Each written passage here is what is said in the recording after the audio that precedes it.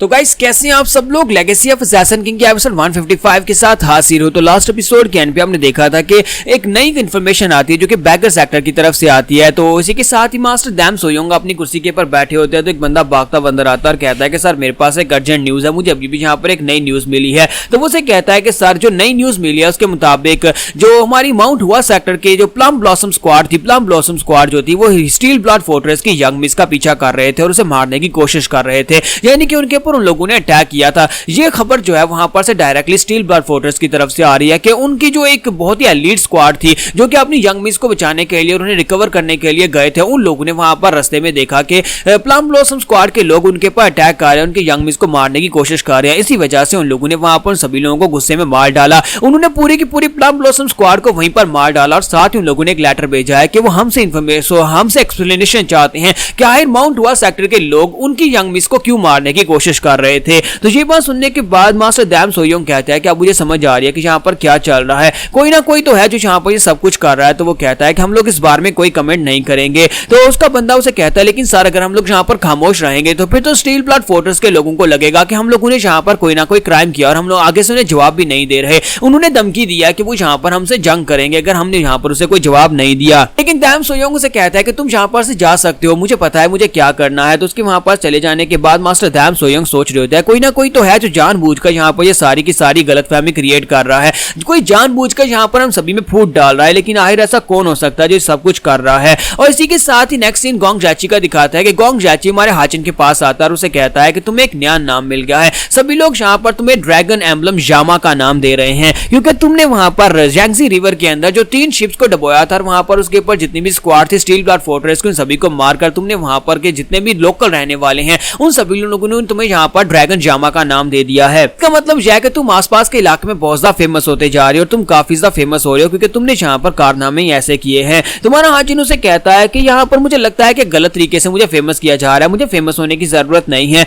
और इसी के साथ ही उसे कहता है कम से कम ऑर्थोडॉक्स मार्शल आर्टिस्ट लोगों को तो इस बारे में पता होना चाहिए। वहां पर यांगजी रिवर के आसपास के जो लोग हैं वो इस बात से काफी ज्यादा खुश है कि तुमने स्टील ब्लड फोर्ट्रेस की आर्मी को वहां पर उनका सफाया कर दिया। वो लोग इस बात से काफी ज्यादा खुश हैं और एक हीरोइक डीड है। तो हमारा हाजिन उसे कहता है कि क्या यहाँ पर तुम्हें लगता है कि ये एक हीरोइक डीड है, हमने यहाँ पर माउंट हुआ सेक्टर लीडर, माउंट जोंगनेन सेक्टर लीडर को किडनैप किया, अगर उन्हें यहाँ पर पता चल जाए कि हम लोग किडनैपर्स हैं तो मुझे हीरो से एक विलन बना देंगे। हमारा हाजिन उसे कहता है कि मुझे बताओ कि अगली इन्फॉर्मेशन क्या है, क्या तुम्हें लगता है कि यहाँ पर आगे क्या होने वाला है। स्टील ब्लड फोर्ट्रेस के लोग जाकर हिवनली राइटियस लाइंस के ऊपर अटैक करेंगे जहाँ पर उनके साथ हाथ मिलाकर मुझे पकड़ने की कोशिश करेंगे। तो गोंग जैची से कहता है मेरे पास यहाँ पर इसके लिए एक सुजेशन है। तो हाजिन कहता है बताओ। तो उसे कहता है क्यों ना तुम यहाँ पर अपनी आइडेंटिटी को रिवील कर दो। हाजिन कहता है कहीं तुम पागल तो नहीं होगे, मैं यहाँ पर इतने अरसे से छुपकर काम कर रहा हूँ और तुम चाहते हो कि मैं सभी को बता दूं कि मैं डिमोनिक कल्ट का यंग मास्टर हूँ। तो ये बात सुनने के बाद गोंग जैची से कहता है कि मेरी बात ध्यान से सुनो, मैं यहाँ पर तुम्हें क्या बताना चाहता हूँ। गोंग जैची से कहता है कि मैं ये नहीं चाहता कि तुम सभी लोगों को बताओ कि तुम डिमोनिक कल्ट के यंग मास्टर हो, मैं बस ये चाहता हूँ कि तुम स्टील ब्लड फोर्ट्रेस के मास्टर को इस बारे में बता दो। तो हाजिन कहता है कि क्या तुम्हें लगता है कि स्टील ब्लड फोर्ट्रेस के मास्टर को यह बताना सेफ रहेगा,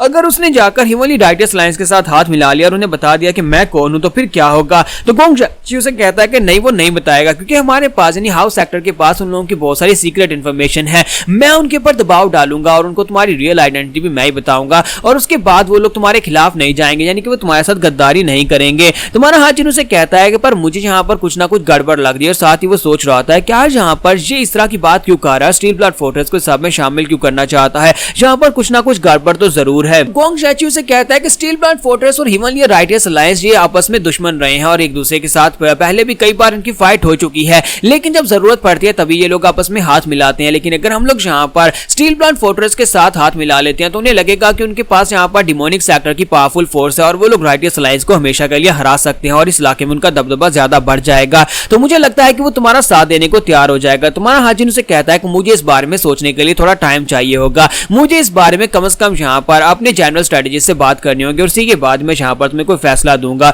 तो वो कहता है जी सर जैसा आप कहते हैं कि मैं वैसा करूंगा, ठीक है। हाजिन उसे कहता है लेकिन इससे तुम्हें भी तो काफी ज्यादा नुकसान हो सकता है क्योंकि तुम्हारा बिजनेस तो इसी तरह चलता है ना तीनों सेक्टर्स में यहाँ पर बैलेंस बनाकर रखने से। तो गोंग जैची से कहता है कि मुझे लगता है कि बहुत ही जल्दी यहाँ पर बाकी के दोनों सेक्टर्स खत्म होने वाले हैं और हम लोग जो है हम लोगों ने डीमन कल्ट के साथ समझौता कर लिया है, तो इसी वजह से हमारा बिजनेस अब तुम्हारे साथ चलने वाला है, उन लोगों के साथ नहीं। तुम्हारा हाजिन कहता है तो फिर भी मुझे यहाँ पर सोचने के लिए थोड़ा समय चाहिए, मैं तुम्हें सोचकर बताऊंगा। तो गोंग जैची कहता है हाँ ठीक है लेकिन हमारे पास ज्यादा समय नहीं है, तुम्हें जल्दी से जल्दी इस बारे में कुछ ना कुछ सोचना होगा और वहां पर से चला जाता है। जबकि हमारा हाजिन वहीं पर बेड पर लेट जाता है और कहता है कुछ ना कुछ तो यहाँ पर चल रहा है, गोंग जैची के दिमाग में कुछ ना कुछ चल रहा है। मुझे लगता है कि स्टील ब्लड फोर्ट्रेस वालों के साथ उसका कोई अपना ग्रज हो सकता है या फिर कुछ और हो सकता है, लेकिन मैंने यहाँ पर जितना कुछ भी हासिल किया है मुझे लगता है कि ये सब कुछ हासिल करना इतना मुश्किल था कि मैं यहाँ पर अब बहुत ज्यादा थक चुका हूँ। इस सब के बीचों बीच मैंने यहाँ पर अपने दोस्तों को मुश्किल में डाल दिया। मेरे दोस्त जो मेरे साथ यहाँ पर है वो सभी लोग भी काफी ज्यादा मुश्किल में पड़ चुके हैं और मैंने कुछ ऐसे फैसले लिए जो काफी ज्यादा गलत थे, लेकिन मुझे सब कुछ करना पड़ा, मुझे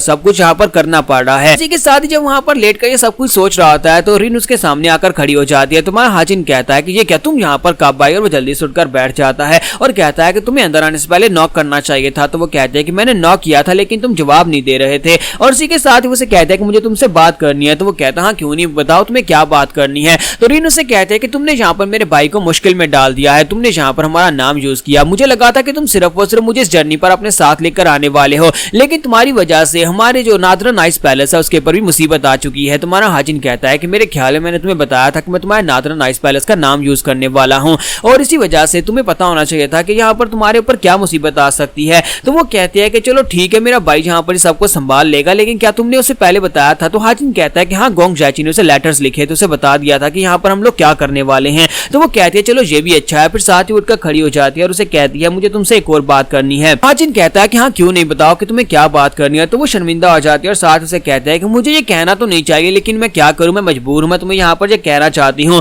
प्लीज यहाँ पर। तुम्हारा हाजिन कहता है हाँ क्यों नहीं, बताओ कि तुम यहाँ पर क्या कहना चाहती हो, है मसला क्या है। तो वो उसे कहती है कि क्या तुम यहाँ पर मुझे अपना डिसाइपल बनाओगे। तुम्हारा हाजिन होता है काफी ज्यादा हैरान हो जाता है, कहता है क्या तुम मेरा डिसाइपल बनना चाहती हो। और यहाँ पर हमारी एपिसोड 155 का एंड हो जाता है। तो एपिसोड की एक्सप्लेनेशन अच्छी लगी हो तो कमेंट करके जरूर बताइएगा, वीडियो को लाइक करना मत भूलिएगा। Thank you.